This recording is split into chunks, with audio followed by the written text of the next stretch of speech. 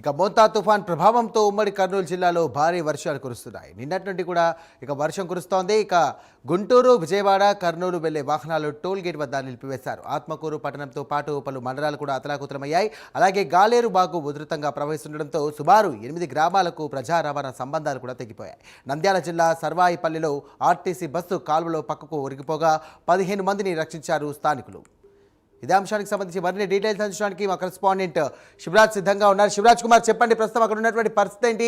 మోంతా తుఫాన్ ఎఫెక్ట్ ఏ విధంగా ఉంది?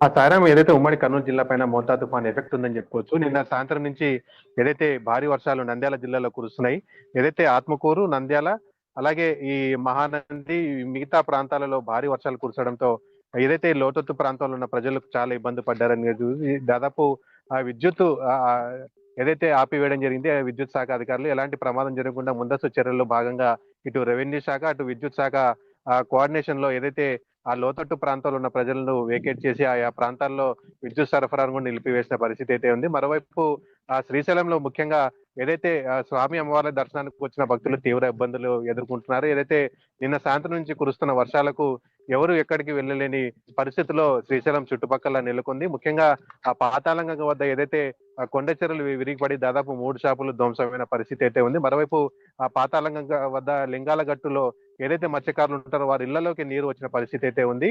ఏదైతే లోతట్టు ప్రాంతాల్లో అప్రమత్తంగా ఉండని చెప్పి ఇప్పటికే నంద్యాల జిల్లా కలెక్టర్ రాజ్ కుమారి ఏదైతే ఆయా అధికారులను అప్రమత్తం చేయడం జరిగింది. మరోవైపు నంద్యాలలో కూడా కుంది నది ఉధృతంగా ప్రవహిస్తుండడంతో మంత్రి ఫరూక్ అలాగే జిల్లా కలెక్టర్ ఆయా లోతట్టు ప్రాంతాల్లో పర్యటించి వారిని ఏదైతే నగరవాసులు ఉన్నారో వారిని అడిగి తెలుసుకున్న పరిస్థితి అయితే ఉంది. ముఖ్యంగా నంద్యాల, మహానంది, ఆత్మకూరు, ఆలగడ్డలోని కొన్ని ప్రాంతాల్లో తీవ్ర వర్షపాతం అయితే నమోదు కావడం జరిగింది. ఏదైతే ఒక ఆర్టీసీ బస్సు ఒక వాగులో చిక్కుకున్న పరిస్థితి అయితే ఉంది. ముఖ్యంగా ఆ బస్సులో దాదాపు 15 మంది ప్రయాణిస్తున్న సమయంలో వాగు దాటేందుకు ఆర్టీసీ బస్సు డ్రైవర్ ప్రయత్నించడంతో ఒక్కసారిగా ఏదైతే నీళ్ళలోకి ఒరిగిపోయిన పరిస్థితి అయితే ఉంది. అయితే హుటాహుటిన అక్కడ స్థానికులు గమనించి ఎవరైతే ప్రయాణికులారో వారిని రక్షించడం జరిగింది. ఏదైతే ఇటు నంద్యాల, ఆత్మకూరు వద్ద కొంత ఏదైతే రవాణా వ్యవస్థ కూడా ఆగిపోయిన పరిస్థితి. ముఖ్యంగా ఆత్మకూరు, దోర్నాలకు వెళ్లేందుకు ప్రత్యామ్నాయ దారులలో వెళ్లిపోవాలని చెప్పి ఇటు పోలీసులు అయితే హెచ్చరికలు జారీ జరిగింది. ముఖ్యంగా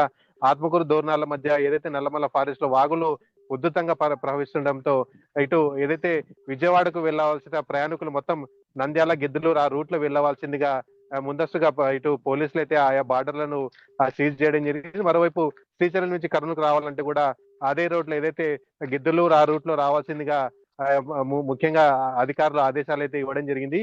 ముఖ్యంగా నంద్యాలలో అలాగే శ్రీశైలంలో భారీ వర్షాలతో జనజీవనం స్తంభించిపోయింది. ముఖ్యంగా లోతట్టు ప్రాంతాల్లో ఉన్న ప్రజలు తీవ్ర ఇబ్బందులు అయితే ఎదుర్కొంటున్నారు.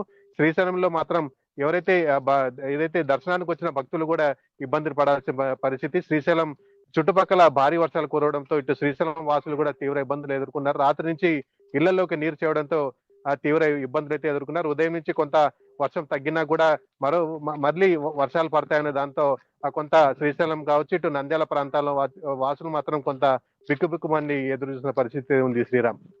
Right, thank you Shivraj Kumar.